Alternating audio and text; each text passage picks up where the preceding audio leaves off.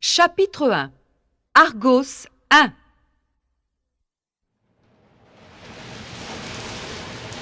La pluie tombe sur la base de lancement française de Kourou, en Guyane.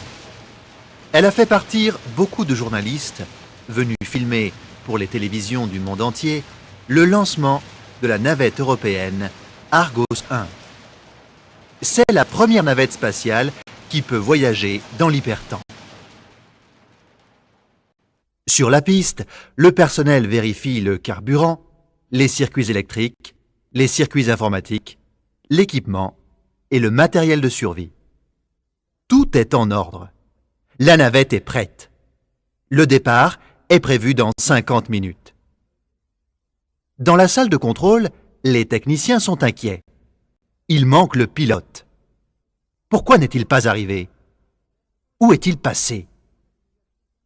À 35 minutes du départ, il n'y a toujours personne. Les techniciens sont de plus en plus inquiets. 29, 28 minutes. Le départ pourra-t-il avoir lieu? Enfin, une Jeep arrive à toute vitesse. Un adolescent roux descend de la voiture. Il court vers la porte d'embarquement.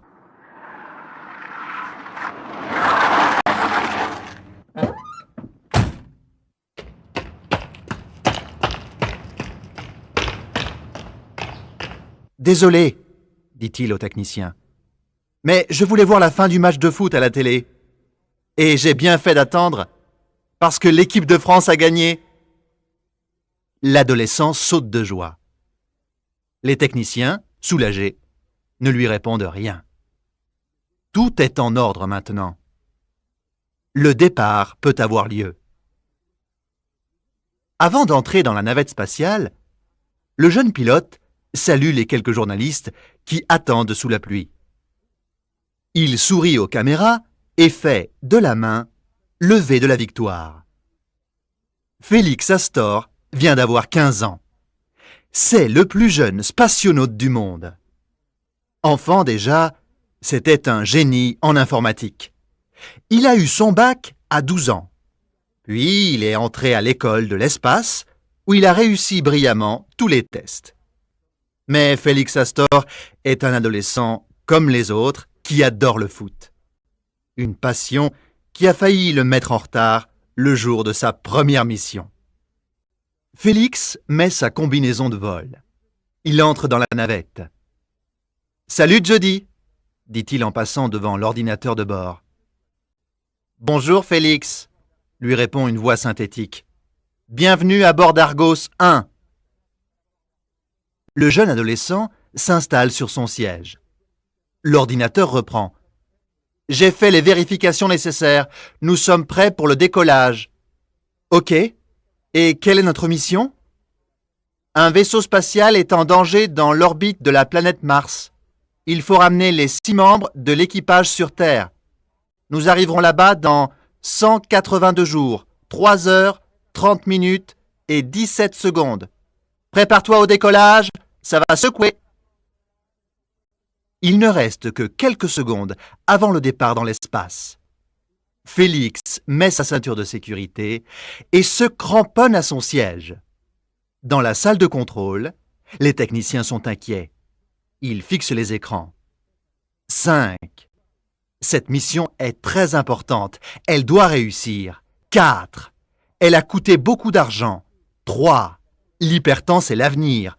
2. La navette est équipée du dernier prototype d'intelligence artificielle. 1. Et du meilleur spationaute. 0. La navette s'élève dans le ciel de Guyane et disparaît des regards.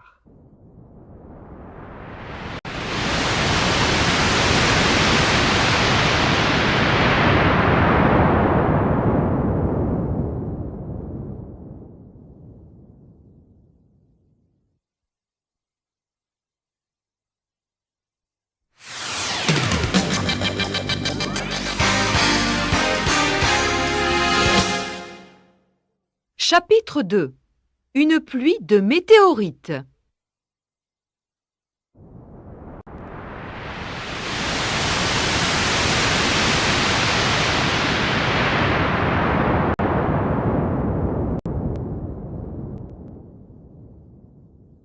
Décollage réussi, annonce la voix synthétique. Bravo Jody, répond Félix à l'ordinateur. Dans la salle de contrôle de la base de Kourou, les techniciens se serrent la main en souriant. La mission commence bien. La navette traverse l'atmosphère. De loin, la Terre ressemble à une carte de géographie qui rétrécit très vite. Puis elle se transforme en une grosse boule bleutée et lumineuse. Félix vérifie les cadrans. Puis il se lève pour se diriger vers les caissons de sommeil. Il enlève sa combinaison, se met en short et dit à l'ordinateur « Je compte sur toi pour me réveiller à temps. »« Ne t'inquiète pas, » lui répond Jody. « Je suis programmé pour ça. Dans 182 jours, à minuit 15 précisément, tu sortiras de ton sommeil. Tu n'auras vieilli que de 24 heures. Nous approcherons alors du vaisseau spatial en danger. Avec un peu de chance, nous pourrons ramener l'équipage sans problème. Bonne nuit. Salut Jody. À plus tard. Félix s'allonge dans l'un des 7 caissons de sommeil de la navette. Tout doucement, le couvercle se referme sur lui et il s'endort. C'est un match important pour la finale. Les deux équipes sont à égalité. Dans les tribunes, le public crie et des sirènes hurlent. Félix est capitaine de l'équipe européenne de foot. Il regarde le gardien de but, un grand type musclé, trop sérieux. Le ballon rond est posé à ses pieds. Les supporters crient son nom. Félix prend son élan et il se prépare à shooter. Quand il ouvre les yeux, le signal d'alarme clignote. Une sirène hurle dans la navette. Félix est inquiet. Il ouvre le caisson de sommeil. « Eh bien toi, quand tu dors, s'exclame l'ordinateur. « J'ai eu du mal à te réveiller. »« J'ai dormi combien de temps ? » 40 jours, 2 heures et 36 minutes. « Pourquoi tu me réveilles maintenant ? Qu'est-ce qui se passe ? Il y a un problème ? » ?»« Un gros problème. Nous allons traverser une pluie de météorites dans 24 minutes. C'est la queue d'une comète. La navette ne pourra jamais passer à travers. Qu'est-ce qu'il faut faire alors ? Tu dois passer dans l'hypertemps. Félix hésite. Sur le terrain de foot, il n'hésite jamais avant d'agir. Mais cette fois, c'est beaucoup plus dangereux qu'un simple match. Passer dans l'hypertemps, c'est très facile. Une poussée du propulseur nucléaire et la navette dépasse la vitesse de la lumière pour passer dans l'hypertemps. Le temps d'avant le temps. Là où la pluie de météorites n'existe pas parce que l'univers n'est pas encore né. Grâce à l'hypertemps, la navette peut traverser tous les obstacles. Mais ce ne sont que des calculs. Jamais personne n'est encore passé dans l'hypertemps. Dis-moi, Jody, quelles sont nos chances de traverser la pluie de météorites ? Demande Félix. Moins d'1 sur 100. Je peux te faire le calcul exact si tu veux. Et de revenir de l'hypertemps ? L'ordinateur de bord ne sait pas répondre. C'est pourtant un système ZHX ultra perfectionné. Une super intelligence artificielle. Félix se souvient alors de son rêve. Il a la même impression que lorsqu'il allait shooter dans la balle tout à l'heure et marquer le but décisif. Une première météorite frôle Argos 1 et fait trembler la navette. Une deuxième météorite arrive droit sur la navette. Elle est énorme. Il ne faut plus hésiter. Ok, Jody, on passe dans l'hypertemps. Reçu 5 sur 5. Accroche-toi. La navette fait un bond dans le temps. L'espace se replie sur lui-même et les météorites disparaissent. C'est le silence. Le grand silence noir de l'espace.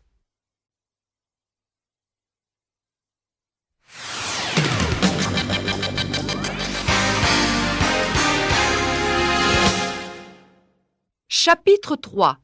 Dans l'hypertemps. Le choc a été brutal. Félix s'est évanoui. Quand il se réveille, il entend la voix moqueuse de Jody. « Une intelligence artificielle ne s'évanouit pas, elle. »« Où sommes-nous ?»« Toujours dans l'hypertemps. Le propulseur nucléaire ne répond plus. Je ne peux plus revenir dans le présent. Tu dois essayer, toi, en pilotage manuel. »« Ok. » Félix vérifie les écrans de contrôle. Il appuie sur le bouton qui commande le propulseur nucléaire. La navette va revenir dans le présent. Elle va reprendre sa route vers Mars grâce à son capitaine. C'est pour ça qu'on a choisi Félix Astor. Il doit sauver 6 personnes. Il doit réussir sa mission. Le propulseur a fait un drôle de bruit, mais rien ne s'est passé. La navette reste immobile. Félix appuie sur les boutons de commande, mais il ne se passe toujours rien. Ce n'est pas normal. Qu'est-ce que tu en penses, Jody? Le propulseur est mort. On a heurté une météorite. On a une chance de s'en sortir? On a 99,99% de chance d'y rester. Tu veux dire que nous sommes prisonniers de l'hypertemps? Oui. Derrière la vitre, tout est noir. Le temps d'avant le temps n'a pas de couleur. Félix se gratte le menton. Son visage est en train de se couvrir de poils durs et courts. « Et quelles sont mes chances de survie ?» demande Félix. « Tu as 100% de chance de survivre jusqu'à ta mort », répond calmement la machine. Félix se dit alors que les intelligences artificielles ont une drôle de façon de réfléchir. Avec toute la nourriture que nous avons dans la navette et l'oxygène pour les 6 passagers que tu dois ramener sur Terre, tu peux manger et respirer jusqu'à la fin de tes jours. Tu penses que je reverrai la Terre? Non. Qu'est-ce qu'il va m'arriver? Tu vas vieillir plus vite, beaucoup plus vite que sur la Terre. 1 heure dans l'hypertemps correspond à des années de vie humaine. Dans quelques heures, tu auras vécu toute une vie et tu mourras. Félix se dit qu'il faut réfléchir vite. Il ne faut pas se décourager. Il y a sûrement une solution. C'est comme au foot. Un match n'est jamais perdu. Jusqu'à la dernière minute de jeu, on peut toujours marquer un but et gagner. Félix veut tout tenter pour s'en sortir. Et si j'entre dans le caisson de sommeil, je vieillirai beaucoup plus lentement. J'attendrai qu'une mission de sauvetage vienne me chercher. Impossible. Si Argos 1 ne revient pas sur Terre, les hommes abandonneront le projet d'utiliser l'hypertemps pour se déplacer. Plus personne ne viendra jamais ici. Alors je ne peux rien faire? Non. Il ne reste plus qu'à attendre. Félix se lève de son siège et fait quelques pas dans la cabine de pilotage. Sa barbe a poussé d'un coup et il a grandi de 20 centimètres. Jody a raison. Il vieillit déjà. Il semble avoir plus de 20 ans. Et si l'ordinateur ne se trompe pas, dans quelques heures, il mourra. Il pense alors à la maison de ses parents, en Bretagne, et au petit déjeuner qu'il prend le matin devant la mer. Il revoit ses copains sur le terrain de foot du quartier. 1 heure passe. Félix constate, en se grattant le menton, que sa barbe pousse toujours.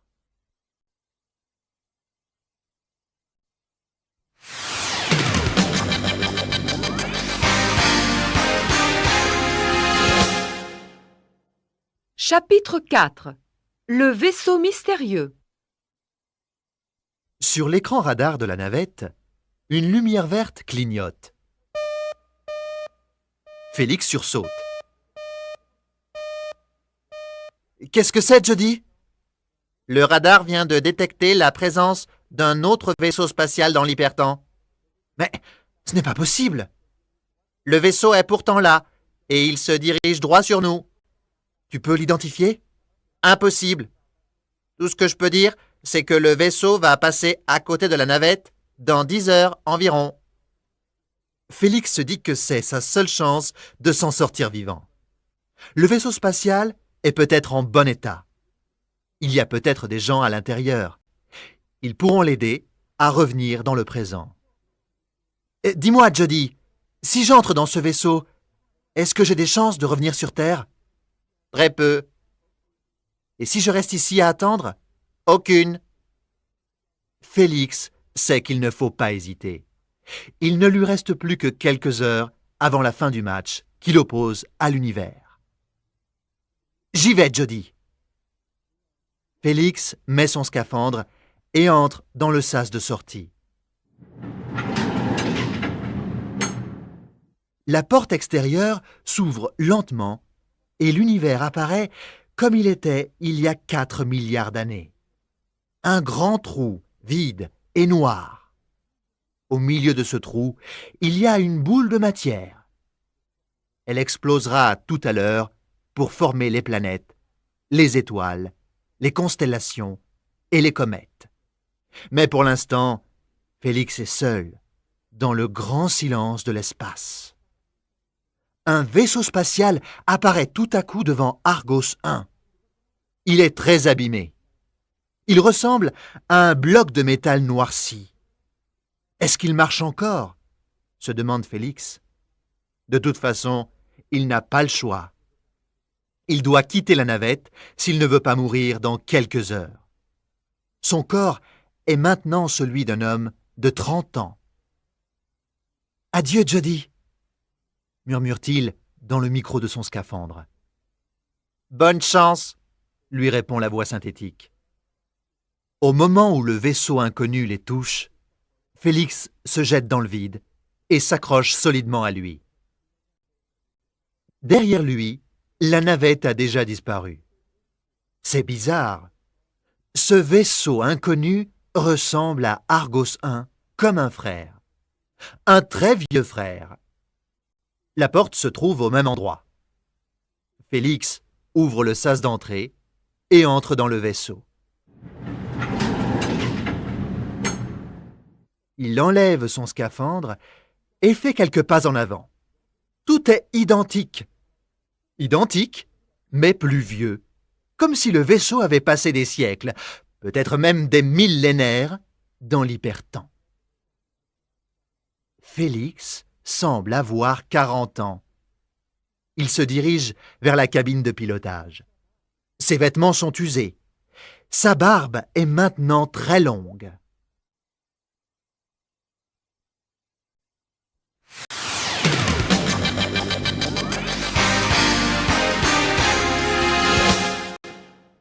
Chapitre 5. Le prisonnier. La cabine de pilotage est la même que celle d'Argos 1, se dit Félix. C'est peut-être Argos 2 ou Argos 3. Ça veut dire que Jody s'est trompé. Les terriens n'ont pas renoncé au projet de traverser l'hypertemps. Ça veut dire surtout que lui, Félix Astor, a réussi à revenir sur Terre. Il a gagné le match. Ce vaisseau est là pour lui prouver. Félix appelle. « Il y a quelqu'un ?» Tout est silencieux. Mais où est donc passé l'équipage?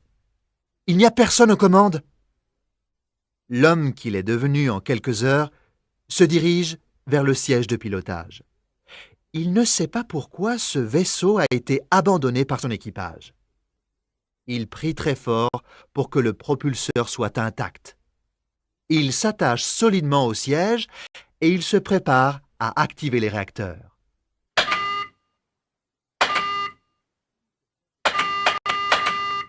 Tout est bientôt prêt pour le grand saut dans le temps. Il ne s'évanouira pas cette fois. Il se sent très en forme. Son corps de 50 ans lui obéit parfaitement. Au moment où il va appuyer sur le bouton, il entend quelque chose derrière lui. Il tourne la tête. Rien. Personne. Le bruit recommence. C'est comme un cri. Il y a un être vivant à bord. Félix détache sa ceinture et se lève pour fouiller le vaisseau.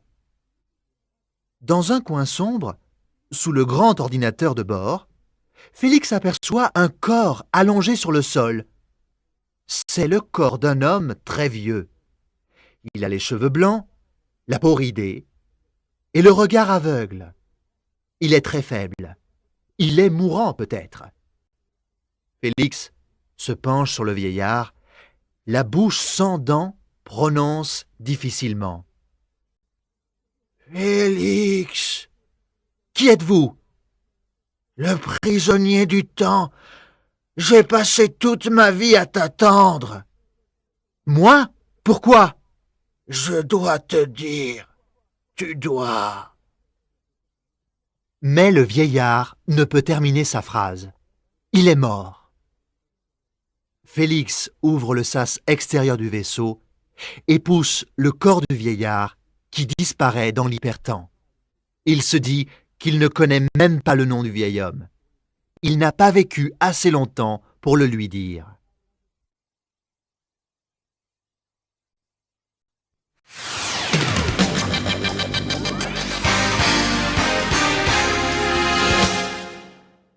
Chapitre 6.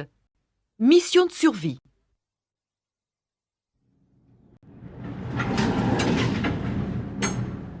Cette fois, il faut faire vite, pense Félix en refermant le sas extérieur. C'est devenu une mission de survie. Il faut revenir dans le présent le plus rapidement possible. Félix s'aperçoit que sa vue a baissé. Ses yeux de 60 ans réclament des lunettes. Allez vite, sinon il va perdre le match de sa vie. Encore quelques heures et il sera un vieillard incapable de revenir sur Terre. Félix s'installe alors aux commandes. Derrière la vitre, la boule de matière vient d'exploser. Il aperçoit une lumière blanche, puis jaune et rose. L'univers naît et Félix regarde longuement ce spectacle incroyable. En baissant les yeux, il s'aperçoit que ses mains se couvrent de rides. Il doit faire vite. Il appuie sur le bouton. Les réacteurs ne réagissent pas. C'est le silence complet. Le grand silence de l'hypertemps. Je te rappelle, Félix, que le propulseur est mort. Félix reconnaît la voix synthétique. Il se lève et se dirige vers l'ordinateur. Jody? Oui. Tu es bien Jody, l'intelligence artificielle d'Argos 1? Oui. Nous sommes ici sur Argos 1? Oui. Alors ça veut dire que j'ai perdu le match? Oui. Tu es prisonnier du temps. Prisonnier pour toujours. Pour les humains, ça ne veut pas dire grand-chose. Seules les machines savent ce que le mot toujours veut dire. Et le vieillard, tout à l'heure, c'était moi, demande Félix d'une voix faible. Oui, toi, Félix Astor, qui, après de brillantes études à l'école de l'espace et au club de foot de son quartier, a disparu dans l'hypertemps lors de sa première mission. Félix tremble. Il ne voit plus très bien. Il a du mal à tenir sur ses jambes. Il semble tout à coup avoir 200 ans. Jody, qu'est-ce qu'il m'arrive? Tu vieillis. Félix ne peut plus revenir vers le siège de commande. Il est trop faible. Il s'allonge alors dans le coin sombre du vaisseau, sous le grand ordinateur de bord. Alors je vais mourir. Oui. Je n'ai plus aucune chance de m'en sortir vivant. Tout à l'heure, oui, tu en avais une. Il fallait penser à brancher le propulseur sur la batterie de secours. Tu ne m'as rien dit. Tu ne m'as rien demandé. Est-ce que le prochain moi-même a une chance de réussir? Oui, 1 sur 100 milliards. Félix se sent tout à coup très seul et très fatigué. Une chance sur 100 milliards pour que le prochain lui-même réussisse à faire repartir la navette, ce n'est pas grand-chose, mais c'est quand même une chance. Il faut résister. Il doit rester vivant jusqu'à son arrivée pour lui dire, lui expliquer à lui, cet autre lui-même, ce qu'il faut faire pour ne pas rater son match contre le temps.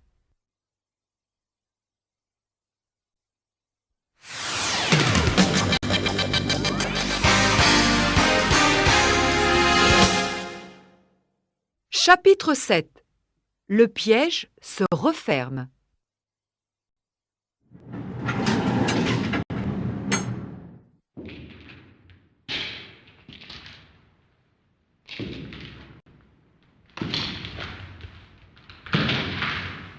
Enfin, Félix entend le sas d'entrée s'ouvrir et se refermer. Il entend un bruit de pas dans la cabine de pilotage. Il est arrivé. Félix essaie de se relever, mais il est trop vieux. Il ne peut plus bouger.